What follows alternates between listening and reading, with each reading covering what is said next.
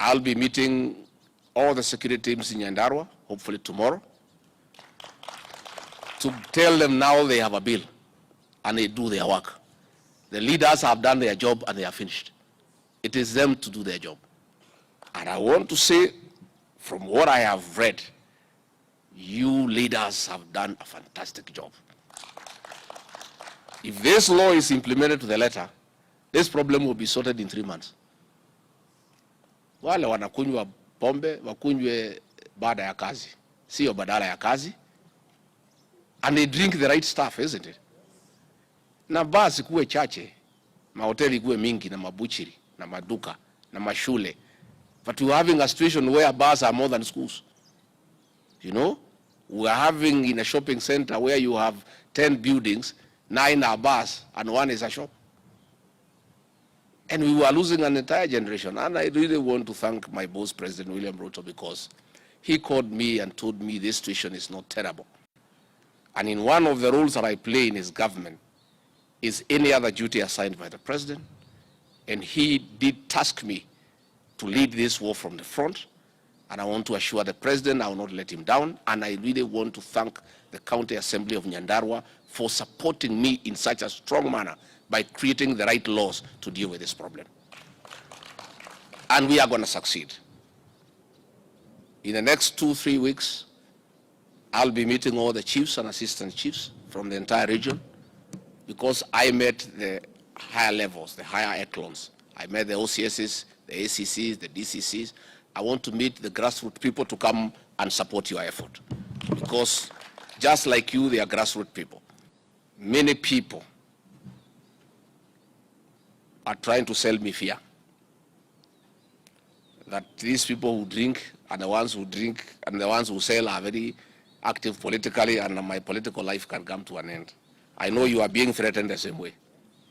What we are saying is, if by enacting laws to protect the next generation from extinction, if by making sure the law is applied strictly to save the next generation from extinction, if that will bring our political career to an end, so be it.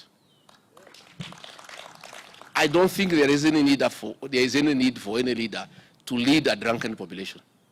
I don't think there is any pride for me to be deputy president and everybody where I go, they are all staggering and they are sleeping in ditches.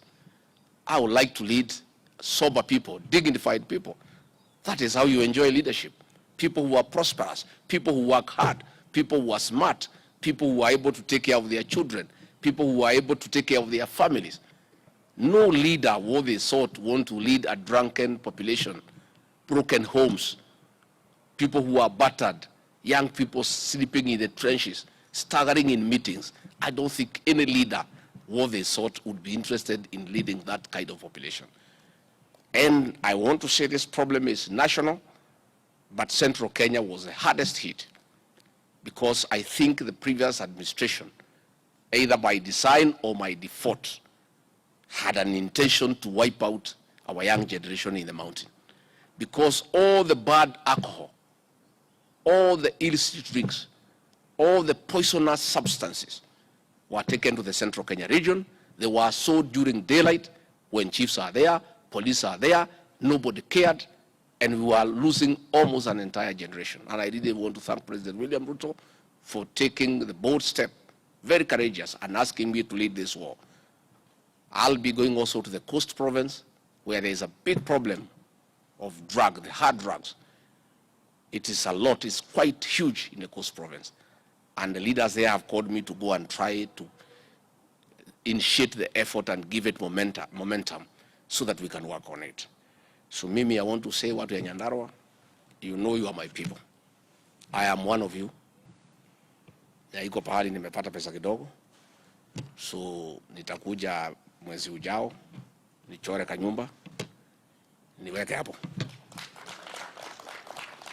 Ile Christmas uliona watu wamekuja kwangu Nyeri, Mungu akikubali. Christmas hii nitakuwa na watu ya Nyandarua pale Shamata. I'm going to build something there, little kanyumba kidogo hapo ya mzee Fingira kidogo, tukue tukiongea hapo mambo yetu. So I am very happy that my county of Nyandarua is going to be sober, because I'm also a sober leader. So ningekuwa na huzuni mingi nikiwa ulevi kupidukia ndio imezunguka mimi nyumbani. Kwa hivyo mimi nashukuru sana watu ya nyumbani. And you know, we have come with the president in Nyandarua, I think 7 times. The president and I love Nyandarua. President anapenda Nyandarua sana vile mnampenda, na mimi napenda Nyandarua kwa sababu mimi ni mmoja wenu. Na kwa hivyo tutafanya hii kazi pamoja.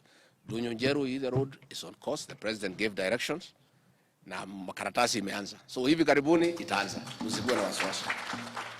The financial autonomy of counties is on course. We agreed. Kila arm of government should be allowed to have financial autonomy, so that the executive does not control you. And I want to thank this assembly of Nyandarua and the speaker for your leadership, because you are united. We had a very difficult assembly in the last administration, where the assembly was fighting with the governor, they were fighting among themselves, affecting service delivery. Bwana Speaker nasema hongera, under your leadership and the House leadership, mumeweka Nyandarua pamoja. You are oversighting the governor, but not obstructing from performance. And that is what an assembly should do. Oversight the governor for good governance, but allow him to work, facilitate him, pass his budget, allow him to function. But perhaps you need to oversight, please oversight him. And that is the way things should go. Even in the national government, we have told the National Assembly, the Senate, oversight us. There is no problem. Where we are wrong, correct us, but support us where we need to do the right thing. So I really want to say that you people have done very well. And muendelee, na nitakuwa nikialika nyinyi from time to time, na nyinyi pia mnanialika, tunaongea mambo yetu. And I'm very clear in my mind that grassroots leaders are very important. I have tremendous respect for grassroots leaders, our MCAs, because they live with the people. Ukitaka kujua ground inasema nini, uliza hawa waheshimiwa. Those of us in Nairobi, we may not know what the ground is saying. These are the ground because they stay on the ground. Hakuna MCA anaishi kwa anakaa tu hapo. Manyumba yenu haina gate, wananchi wanaingia wakitoka. I know what it means in terms of straining you. Munaletewa mashida mingi. And that is why we are happy the courts have allowed the laws on health to go on, so that this burden that you have been having of hospital bills, of raising funds every weekend, will be a thing of the past. Tutapunguza NHIF from 5 to 300, so that everybody has a cover. Mtu akigonjeka, anaenda hospitali, anatibiwa, anapewa dawa, anaenda nyumbani. So in another 1 year, hii maneno ya harambee za weekend sitaisha. And it will be a relief to all of you. I know muko na mambo ya matanga. I know you have many issues. So we are still committed, the way the president agreed, to meet the 800 MCAs from our part of the political divide. We are going to create a date, mkuje tukue na mazungumzo na rais, tukubaliane, so that we can be able to make progress.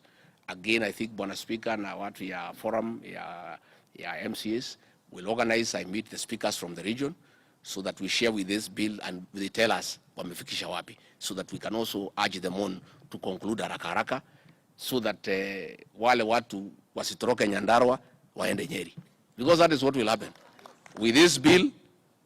Wale hawezi wacha, wale ya kuuza vitu baya baya watatoka Nyandarua waende Nyeri, ama waende Kirinyaga, ama waende Kiambu, ama waende Murang'a, ama waende Nakuru.